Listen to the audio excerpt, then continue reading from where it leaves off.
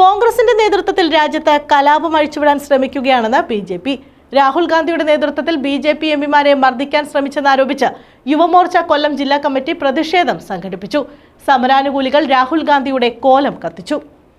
കുറച്ച് ദിവസങ്ങളായിട്ട് ഭാരതത്തിന്റെ പരമപ്രധാനമായിട്ടുള്ള നിയമങ്ങൾ പാസാക്കുന്ന നമ്മുടെ പാർലമെന്റിലെ സഭാ നടപടികൾ നടത്താൻ കഴിയാത്ത തരത്തിൽ അവിടെ അലങ്കോലം സൃഷ്ടിച്ചുകൊണ്ട്, അവിടെ അക്രമം സൃഷ്ടിച്ചുകൊണ്ട് കോൺഗ്രസ് എന്ന് പറയുന്ന ഗാന്ധിജിയെ ഉയർത്തി കാണിക്കുന്ന പ്രസ്ഥാനമെന്ന് അവരാരോപിക്കുന്ന പ്രസ്ഥാനം അവർ അതിൽ നിന്ന് വഴിതിരിച്ചുകൊണ്ട് സകല മേഖലയും തച്ചു തകർത്തുകൊണ്ട് രാജ്യത്ത് വിഘടനവാദവും തീവ്രവാദവും വളർത്തിക്കൊണ്ട് ഇന്ന് രാജ്യത്തിന്റെ പാർലമെന്റിൽ അക്രമം വരെ നടത്തിയിരിക്കുകയാണ്.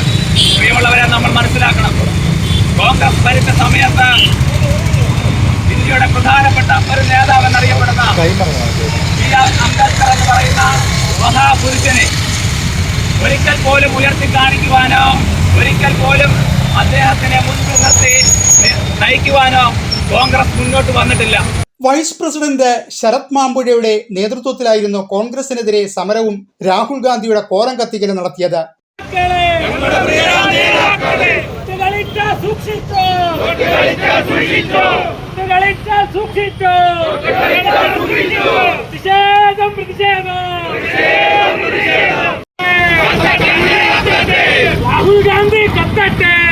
പ്രതിഷേധ പരിപാടിയിൽ ജില്ലാ general secretary U Gopakumar, vice president Akhil Kunnathur, ജില്ലാ കമ്മിറ്റി അംഗം അനന്തു കണ്ടച്ചിറ, മണ്ഡലം പ്രസിഡന്റുമാരായ ബിനോയ് മാത്യൂസ്, ശബരിനാഥ്, സുധിൻ, ജനറൽ സെക്രട്ടറിമാരായ ഹരീഷ് MS, ആദിത്യൻ, ബാലുശങ്കർ, നേതാക്കളായ ശിവപ്രസാദ്, രഞ്ജി അനിൽ, പ്രിയങ്ക, ലിജോയ് എന്നിവർ പങ്കെടുത്തു.